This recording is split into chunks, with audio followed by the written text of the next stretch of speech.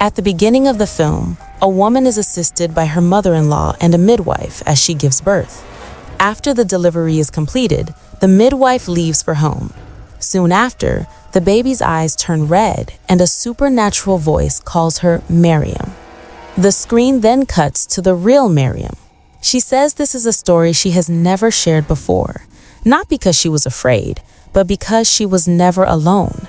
She explains that someone has always been with her, a presence that loves her. A presence so powerful that she is afraid to say his name out loud, believing he is standing right behind her. The film then cuts back to her childhood.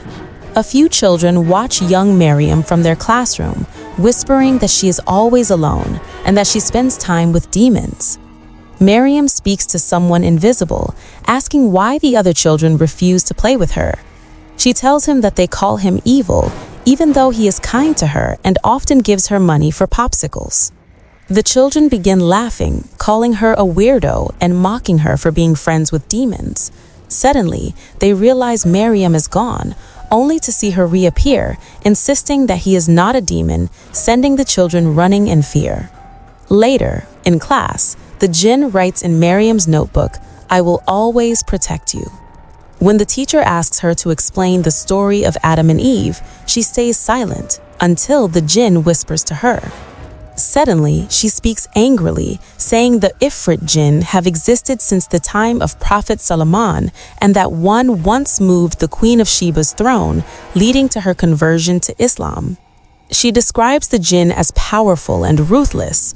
Her classmates question how she knows this, asking if she's possessed, while another mocks her for being friends with demons. The room fills with laughter. The teacher tries to regain control, but Maryam insists that he is her friend and angrily calls the others evil. Then disturbing events begin to unfold as several students start harming themselves in shocking ways, repeating the same words about the Ifrit Jinn that Maryam had spoken earlier. The teacher panics and calls for help, but chaos spreads through the room. Another teacher rushes in, only to be violently thrown backward by an unseen force. Maryam begs the Jinn to stop, saying that this is cruel and that he has gone too far. Maryam is taken to Ustad Ramath, where he begins reciting prayers together with his disciples. At first, Maryam looks frightened and confused, barely understanding what is happening, but as the prayers continue, her expression suddenly changes and she begins to laugh. The Jinn speaks through Maryam, declaring that the child belongs to him. Ramath asks who he is, and the Jinn replies that he has been with Maryam since the day she was born. When Ramath asks which tribe he comes from, the Jinn replies Ifrit, and Maryam unnaturally rises to her feet. Ramath and his disciples continue reciting prayers, but Maryam grabs a bottle of water and drinks from it without hesitation. She then picks up another bottle and pours the water on one of the disciples, watching him react. Slowly, she steps forward until she is standing face to face with Ramath. Ramath remains unshaken and keeps praying. Moments later, Maryam suddenly collapses to the floor. The prayers continue and a powerful wind begins to sweep through the room. One by one, the disciples start experiencing severe physical pain, collapsing as the situation spirals out of control and the room descends into chaos. Later, Ramath explains to Maryam's mother that the Jinn connected to Maryam is an Ifrit. Yenny admits that Maryam had spoken about this before, but she thought she was only imagining things. Ramath says he does not know how Maryam became connected to such a being, but he promises that he will help protect her from now on. He then turns to Maryam and gently asks whether she likes her friend. Maryam nods and says yes. However, she did not like what he did to her classmates. She asks if he will stop bothering her, worried that the other children will no longer want to be friends with her. Ramath reassures her and tells her not to give up, and Maryam quietly nods. As Maryam and her mother leave, Farhan asks Ramath if she will be okay, and Ramath replies, "If God wills." The film then jumps forward several years. Maryam has grown up, and her mother, Yenny, tells her that the person who gave her the necklace is waiting outside. Maryam goes to meet them, but her reflection in the mirror remains behind. Bagas tells Maryam that she looks beautiful wearing the necklace. She gets on her scooter and they ride away together. However, along the way, Maryam notices an old man watching her and feels uneasy. Soon, several bamboo sticks suddenly fall across their path. Farhan quickly gets off the scooter and moves them aside. When he finishes, they continue on their way, but the old man is standing there too. The film then cuts to their workplace, where Iki asks Maryam if she and Bagas are dating. Kiki then asks whether her demon buddy is okay with it. She says she doesn't want Bagas to end up like Adi with a hole in his head. Iki remarks that Maryam is lucky, receiving gifts from both demons and men. She asks if it's true that Maryam's demon friend gives her money, adding that they would like some too. Bagas arrives and tells them to come with him to the bay after Maghrib. Kiki says that's where demons get freaky, to which Bagas tells Maryam that she is filling in for Kiki. Later that evening, Adi and Iki comment on Maryam, to which Bagas asks him to watch his mouth, reminding him they have work to do. Adi claims Maryam's friend is a Jinn king and tells Bagas to ask her himself, but Bagas freezes as her face turns nightmarish. Meanwhile, the real Maryam is still at the fish farm when someone suddenly shouts that people at the bay have been possessed. They rush there and find the three of them behaving wildly, clearly under some kind of influence. Maryam watches from a distance because she has seen something similar happen before. She cries out, begging the Jinn not to hurt her friends, and moments later, all three suddenly return to normal.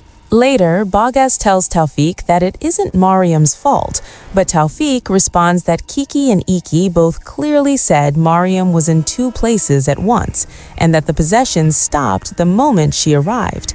Maryam insists she didn't do anything, but Taufik says it seems the rumors are real, that there is a demon inside her. He tells her not to come to work for the time being, but Maryam pleads, saying she needs the job. Bagas steps forward and takes responsibility. He admits they shouldn't have gone there at Maghrib and says it is his fault. He asks for another chance, promising that if anything like this happens again, Taufik can fire him. Bagas later reassures Maryam that she is not to blame and says he will try to speak to Taufik again, though he admits he did see her during the incident. When Maryam asks if he is afraid of her, he says no and promises that he will always protect her. He drops her home, and when Yenny asks if something happened again, he explains that some workers were possessed, but that Maryam was not responsible. Yenny says she is not sure he truly understands what Maryam has been through, to which he nods and says he is okay with it and wants to take things further with Maryam. Yenny warns him it will not be easy, but he assures her that he knows and will protect Maryam no matter what. Maryam recalls a moment with Rahmat when he asks whether she wanted to see the Ifrit. She replies that she is willing to see it if that is what it takes to stop him from bothering others. Rahmat tells her that if she truly wants to see the Jinn, she must recite a verse and repeat it, but he warns her that curiosity can draw their attention. Maryam places the paper back into a drawer and lies down on her bed, but after a moment, the drawer slowly opens on its own. Startled, Maryam quickly gets up, closes it, and returns to her bed, but this time, the drawer flies open violently. With trembling hands, Maryam picks up an old piece of paper bearing the message, "I will always protect you." She sets it aside, then takes another paper containing a verse and begins reciting it, though fear is clearly written on her face. Moments later, a shadowy presence seems to form behind the curtain, and the sight leaves Maryam visibly shaken.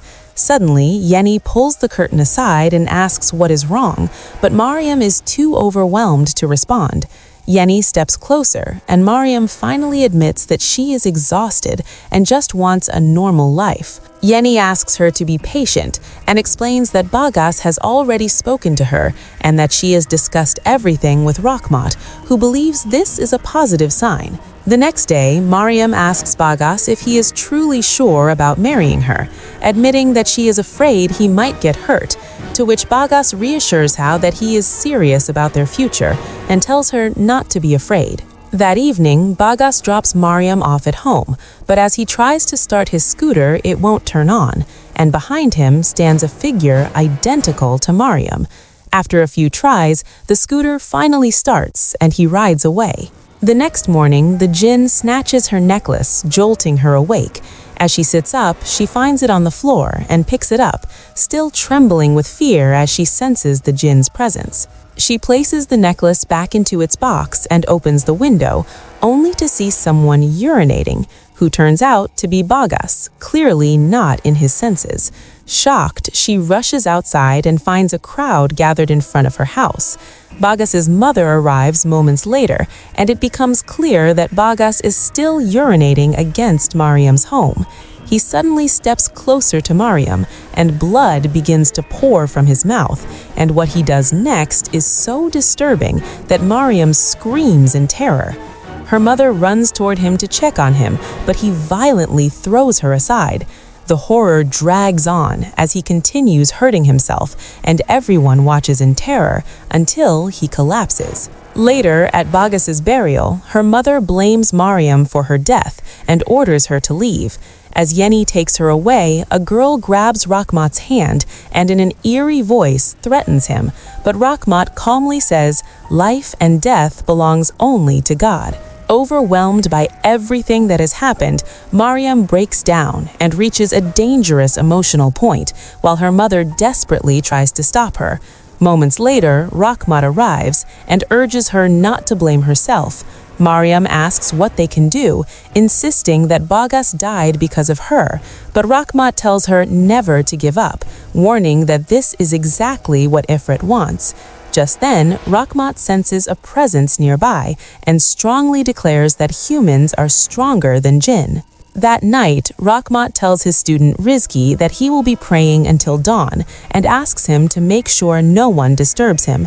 Then he tells Rizki to inform Farhan to come see him as soon as he arrives. Rahmat prepares to begin his prayers, unaware of a shadow lurking behind a curtain. He picks up his tasbih and starts reciting, but a voice begins repeating his words. Expecting something like this, Rahmat ignores it and continues praying. After a while, he turns to confront the presence, which keeps speaking about humans who once sought protection from beings like it. Rahmat calmly says he knows who it is and asks what it wants, to which the shadow slowly rises and reveals itself in Maryam's form.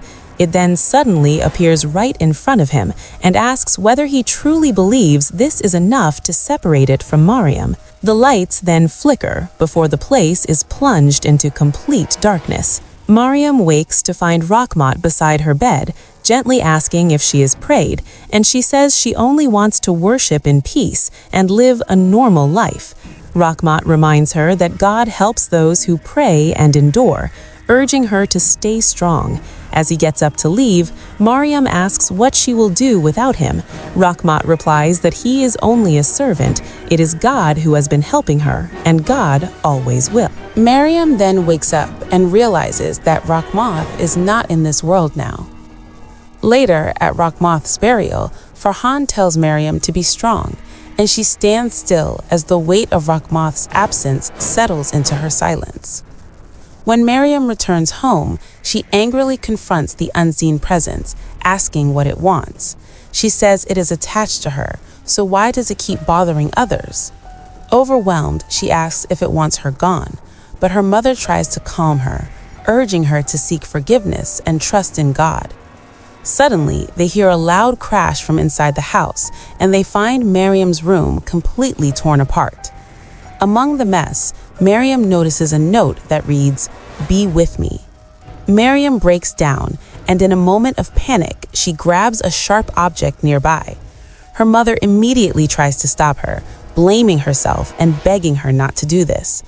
Maryam says, let her go, but her mother desperately offers herself instead. At that moment, Maryam's body begins to move against her will, but she fights to regain control and injures herself. Yeni quickly wraps a cloth around her wrist, holding her tightly as Maryam sobs. Yeni restrains Maryam on the bed to keep her from hurting herself. Overcome with guilt, she breaks down and admits that everything happening is her fault, saying that Maryam is suffering because of her. Later, Maryam wakes to see a presence behind the curtain. She squeezes her eyes shut, but when she opens them, it's suddenly right above her. The next morning, Maryam walks toward the sea, drawn closer with each step, as if something is pulling her in, but just before she goes any farther, Farhan arrives and stops her. The jinn speaks through Maryam, asking who could separate it from her. Farhan says he will face it, but the presence mocks him, saying even his teacher failed. Farhan places his hand on Maryam's head and begins reciting prayers. After a tense struggle, the grip on her finally breaks, and the presence is forced away. When Maryam wakes later, Farhan introduces himself and explains that Ustad Rachmath had told him about Maryam. He says they met when they were kids, though she probably doesn't remember. Maryam blames herself for Ustad's death, but Farhan gently tells her that he did not get the chance to see Ustad before he passed, but knows Ustad would never want her to carry that guilt.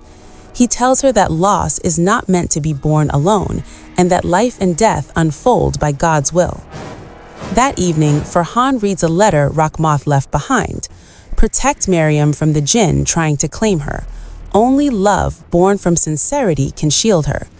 Farhan apologizes for not seeing Rachmath one last time, but vows to continue the fight.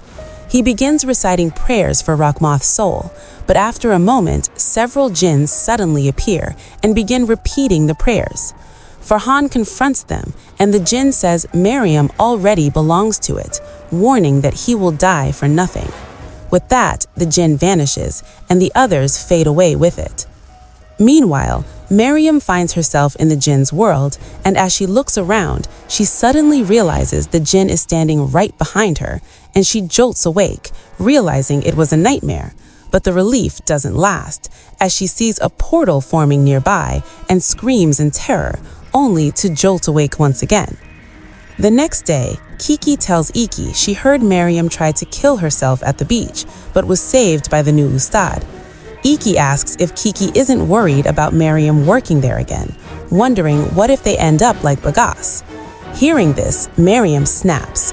Furious, she storms over, grabs Iki and drags her away, trying to throw her into boiling water. The jinn sneers through Maryam, saying Iki doesn't even deserve to end up like Bagas, and that something far worse awaits her. At that moment, Farhan arrives and begins reciting prayers, desperately trying to break the possession, and after a tense struggle, Maryam finally comes back to her senses. Farhan tells Maryam that he received the tasbih while studying in Egypt, and that it somehow reminds him of a young girl who used to visit the boarding school and play with Ustad Rachmath's tasbih. He gives it to her and asks her not to give up, saying he's sure Ustad Rachmath and her friend Bagas would want her to keep going. He tells her she is not alone, that she has God. Then he adds that he will write a dua for her to recite after her prayers. Later, as Maryam opens the page to read the dua, she suddenly senses the jinn's presence and sees words burning to the walls in fire. Trembling with fear, she begins reciting the dua and shuts her eyes tightly. After a while, she opens them, and the whispers and flames slowly fade and disappear. Just then, a box falls to the floor, and as she picks it up, she finds a note inside. When she opens it, it reads, "I would never ruin your happiness. I love you." Panic, she rushes to the kitchen and throws it into the fire. But when she returns to her room, the box is on the floor again. She picks it up, and to her horror, the note is still inside. She runs back to the kitchen and throws it into the fire once more, but the box refuses to burn, and suddenly it bursts out of the flames. Maryam shows the notes to Farhan, who, after reading them, admits he didn't believe it at first when Ustad Rachmath said it was an Ifrit jinn. He puts the note back in the box, stands, and walks toward the sea. Maryam says she's afraid it will come back, but Farhan silently throws the box into the sea. Later, a neighbor named Ida sees Farhan heading toward Maryam's house, but in reality, Farhan is at Ustad Rachmath's grave. Meanwhile, Ida, Iki, and another woman arrive at Maryam's house, while Farhan notices an old man standing behind a tree who suddenly vanishes. Ida and the other woman enter the house and find no one inside, but Ida insists she saw a man come in.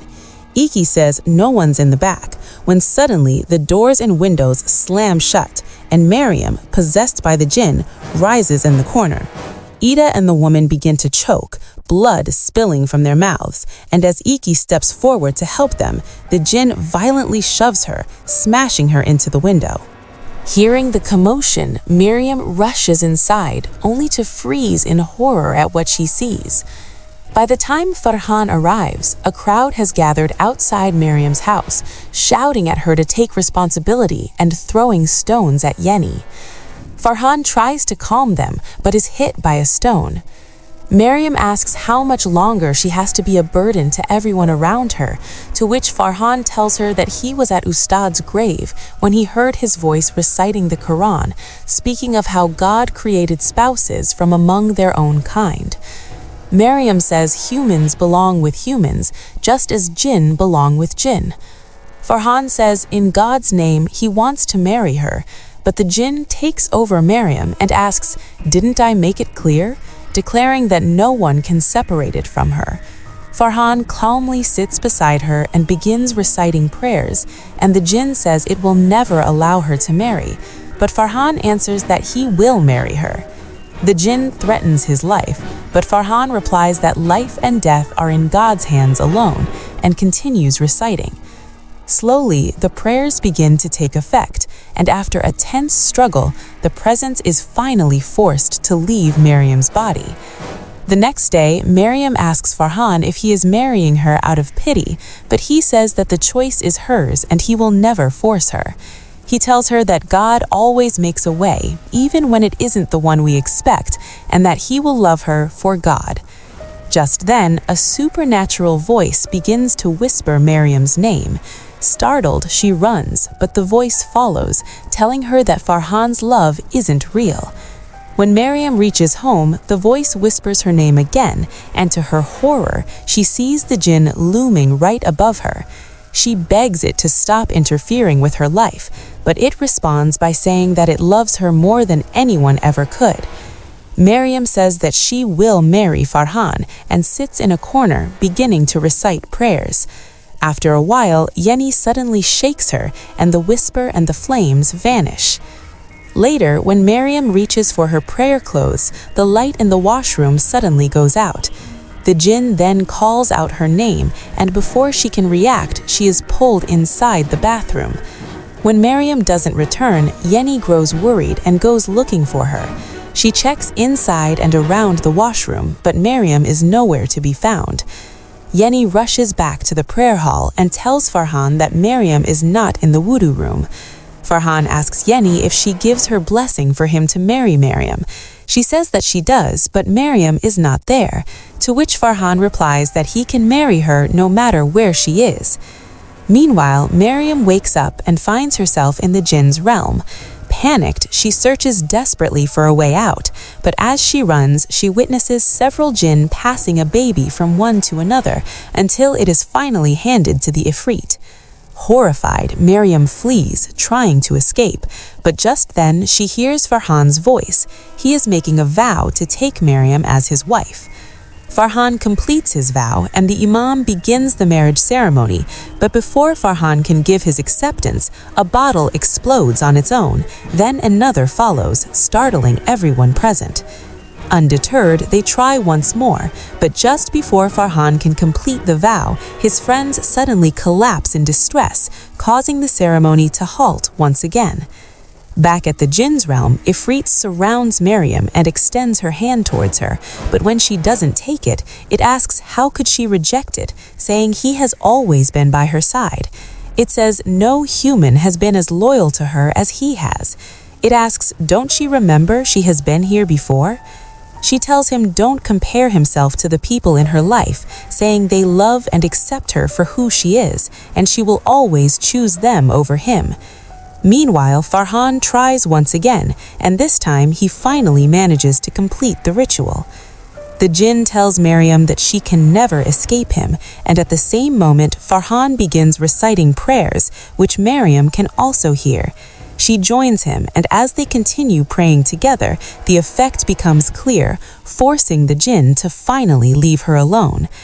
After some time, Maryam returns to the prayer hall and reunites with her mother and her husband, Farhan.